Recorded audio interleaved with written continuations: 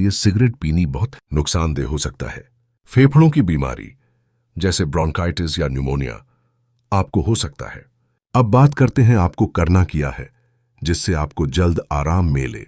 Number 1, गुनगुना पानी पिएं, बलगम पतला होता है। 2, भाप लें गुनगुने पानी में, स्टीम इनहेलेशन दिन में 2 बार। 3, शहद और अदरक का सेवन करें, गले को आराम देता है। 4, हल्की फुल्की कसरत या वॉक करें, फेफड़ों की सफाई में मदद मिलती है। 5, नमक वाले गुनगुने पानी से गरारा करें। अब बात करते हैं आपको करना क्या नहीं है।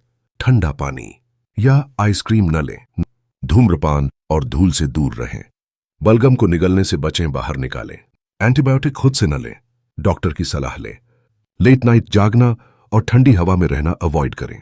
अब बात करते हैं कब डॉक्टर को दिखाना चाहिए। अगर 7 से 10 दिन से ज्यादा खांसी चल रही है, बलगम में खून आ रहा हो, सांस फूल रही हो या बुखार हो तो डॉक्टर से सलाह जरूर ले। ये होम रेमेडी सिर्फ शुरुआती खांसी के लिए बेहतर है।